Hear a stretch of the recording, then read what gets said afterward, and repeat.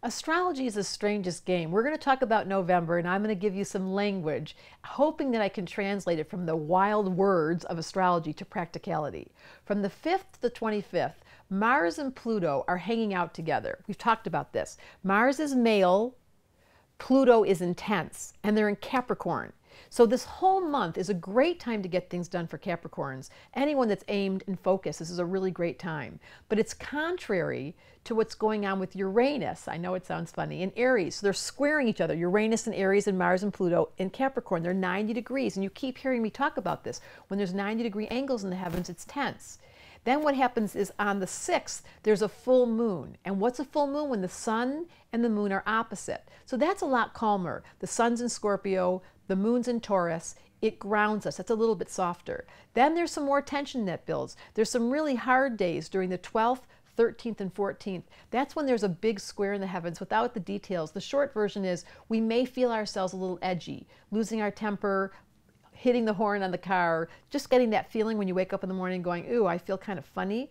And then there's a calm in the new moon on the 22nd when the sun and the moon come together and it's a dark night. That's when we go inside. In times of old, when there was no reflection in the heavens, I spent the summer sleeping outside for a week, and I really got to see that when the full moon came out, I woke up. You could hardly sleep. When the new moon is there and there's a dark sky, we sleep much better. So that will be the indicators. We start off from the 5th to the 25th with this tension, the T-square. Then we have that full moon. Then we have the new moon. So notice how the rhythm goes. The full moon wakes us up at the beginning of the month, somewhere at the 6th.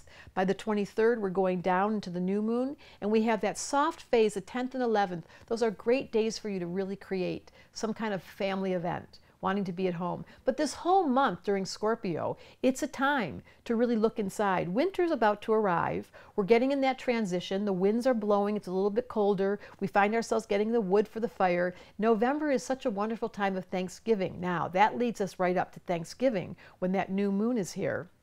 On the 22nd, we start going out and buying our food and ordering it. And by the end of the month, Thanksgiving is such a beautiful holiday to say to the people in our world during this feast, during when all the food and all the flourishing and all the grounds have given us this abundance, including those little turkeys. It's a chance for us to really go inside to our Scorpio and not look for the negative, but look for the positive. This is all my life's work. How do I help you really honestly be thankful to be in a body? Scorpios don't like being here. Honestly, during Thanksgiving, the sun starts to move into Sag, but just before Scorpio, we're kind of grumpy. So my invitation for you is be honest. Some part of you doesn't like being here, but when you choose to be here and you use your will to say to the dark side, I've got the light, I came here to bring it, then we make a difference. And that would be in the middle of this month, during that 10th and 11th. Go ahead and give yourself a chance to do the love yum yum thing. I hope you enjoy November. I love doing these videos, and I love that you're interested. Stay tuned, there's more to come.